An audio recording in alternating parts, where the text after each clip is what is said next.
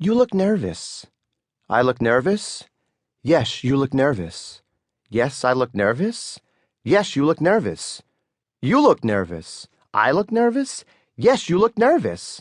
Fine, I look nervous. Fine, you look nervous? Yes, fine, I look nervous. Yes, fine, you look nervous. Fuck you. Fuck you too.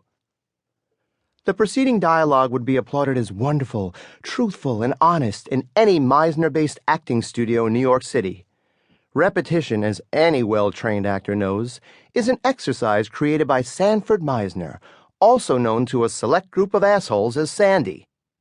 The premise of the exercise is to make actors listen to their partner so they can hear what they're trying to convey and react to it. The idea seems infantile to me, as I'm always aware of how people react to me in everyday life. When I'm telling someone a story and they start scrolling through Instagram, I can pretty much tell I've lost them. I'm very much in tune with how people respond to me, and like the insecure mess I am, alter my behavior accordingly. Not so for your typical actor. For people who are supposed to be able to read body language and pick up on signals, most of them are blind. For this reason, repetition always annoyed me, while the rest of my classmates found it earth-shattering, amazing, and the key to their craft. This is because most actors don't listen when other people speak.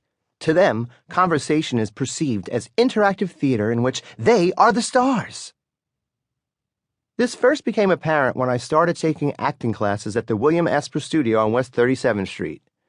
A few times a month, I would be forced to meet up with actresses outside of class to rehearse scenes.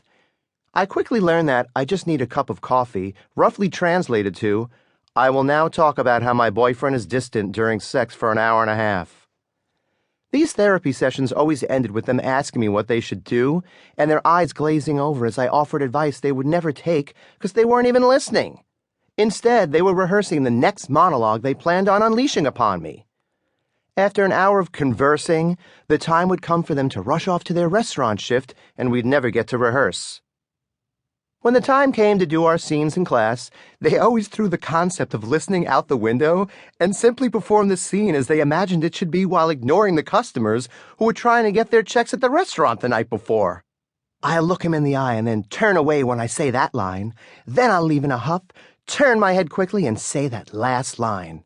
It was as if all their acting instincts came from watching Crystal Carrington fight Alexis Morel, Carrington Colby Dexter Rowan on reruns of Dynasty. At the end of our scene, my partner would exit with a dramatic flourish, to the applause of the other students and our acting teacher, who commended their performance for being in the moment.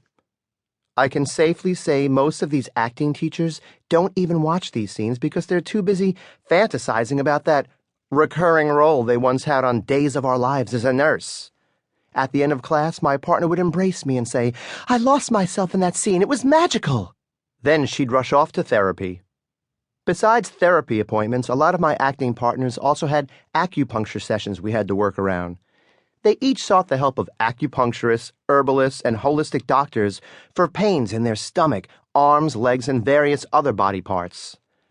They told me these pains came from years of serving food, but I always believed they were physical manifestations of mental anguish.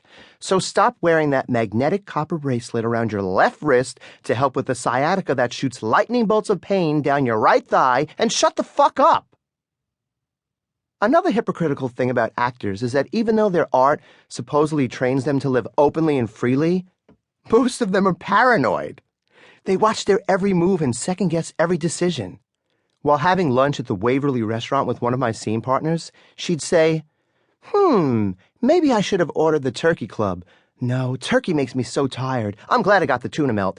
Although mercury is going to be the death of me. I told you my mother has cervical cancer, right? I'm going to change my order. Waiter, why is he ignoring me? Was I rude to him? Did you see me be rude to him? He's not ignoring you. He's taking someone else's order. Oh, thank God. I thought I was rude to him. I would hate that because I'm a waiter and I know what it's like to be abused by a customer. During brunch the other day, this woman had the nerve. Ah! I'd scream in my head, can we just rehearse the scene so I can get the fuck out of here? Para seguir escuchando este audiolibro gratuitamente, haz clic en el enlace de la descripción y podrás escucharlo completo sin coste gracias a la prueba de 30 días de Audible.